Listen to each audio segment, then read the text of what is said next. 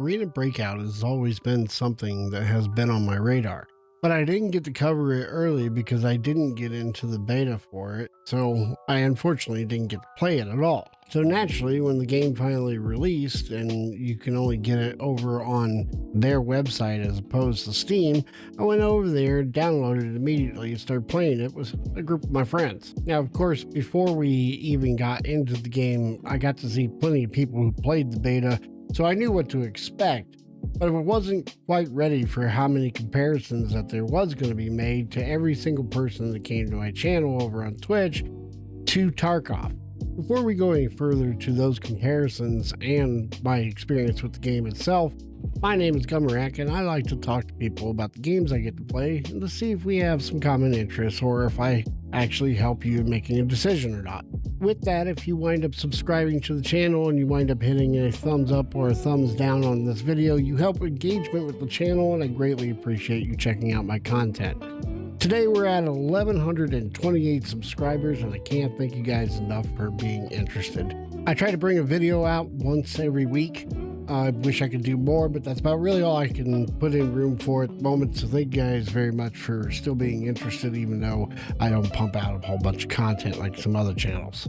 With all the explosions of extraction games coming out on the market, it wasn't going to be long before we saw one that was at least identical to another game. I just didn't think it would be so comparable that you'd be able to make direct references.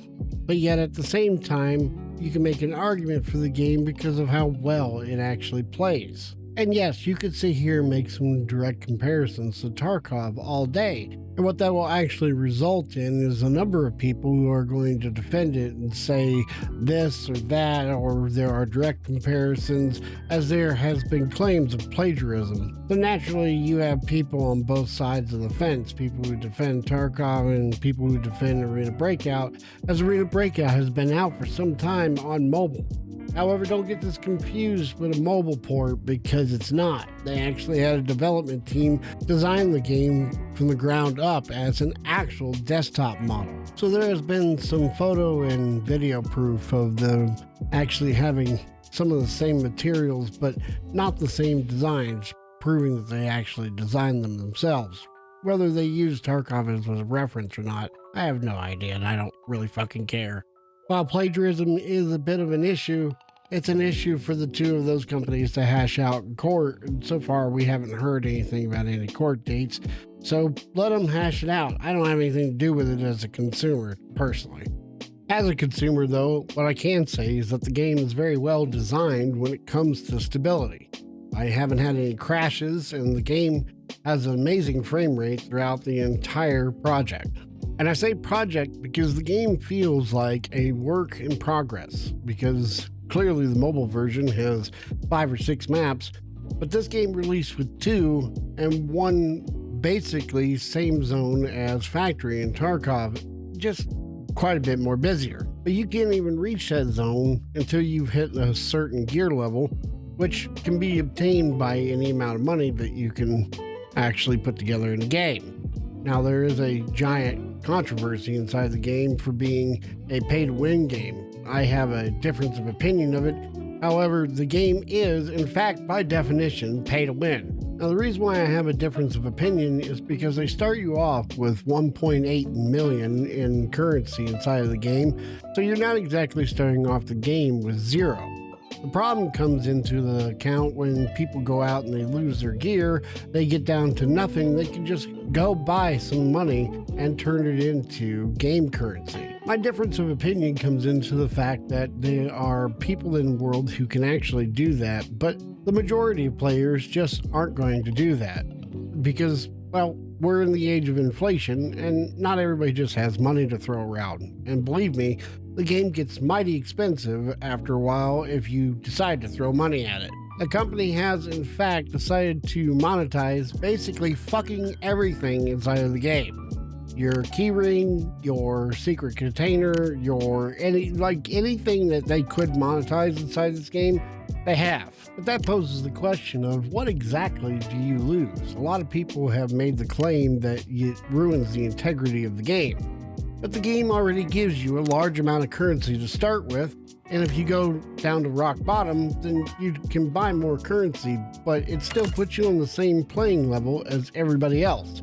You won't lose your gear to anybody that hasn't already started the game with the beginner money or purchased something.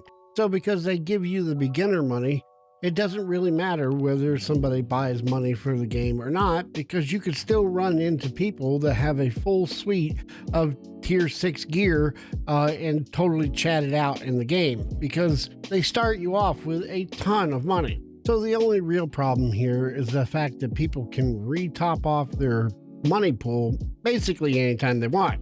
However, the pay-to-win aspect in which most people think in which you can just buy gear already exists in the game as a premise to everybody.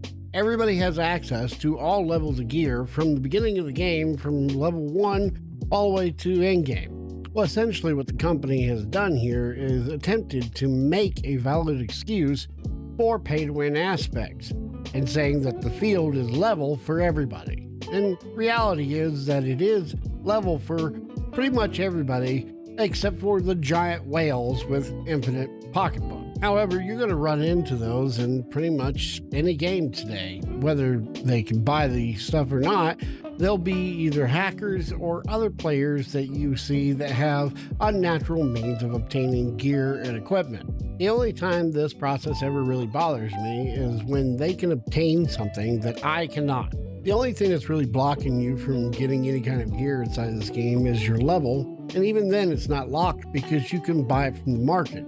Just the vendors happen to be much cheaper and have ways that you can trade for gear, which is technically how the game is supposed to be played. If you actually play the market scheme, you're going to go broke pretty quickly. And that's the problem when it comes to the pay-to-win aspect, is that for the majority of other games, if you wind up with no money, you have to go farm like everybody else. In this case, you can just go buy some currency. The problem also exists in this game that in every single discussion that you have, it will always circle back to this discussion. People don't like the fact of other people being able to pay money and do the exact same thing that everybody else had to grind for.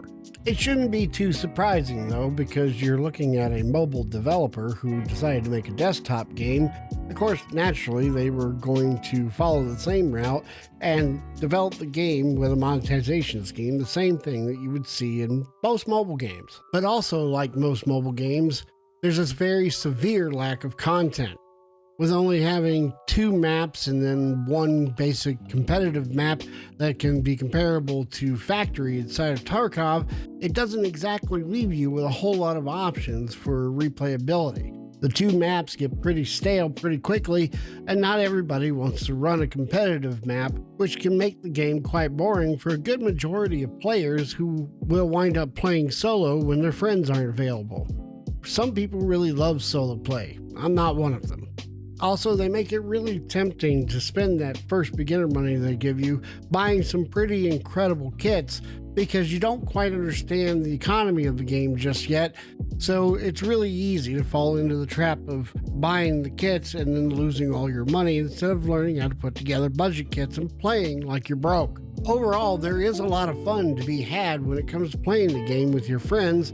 It's just not something I can see playing and maining for long periods of time. It's really fun to pull out, play a couple hours, and then put it down and go play something else.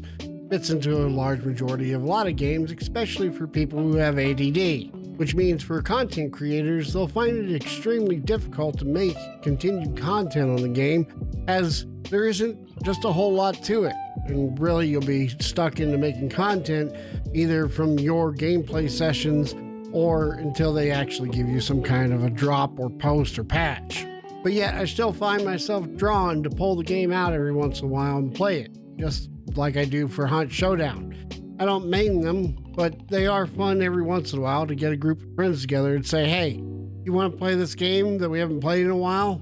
And once again, we get down to the cost, which is what we have talked about on the channel a great many times, which is if it's well designed, there's no reason to not play a free-to-play game. It sort of removes the excuse of seeing what other people have to say about the game and you can experience it yourself, because the majority of people that don't want to play games and see what they are after they release is typically because there's some kind of cost or loss involved if you actually don't like it. So is it really worth picking up and trying out if you've seen all the things that I've reported here today?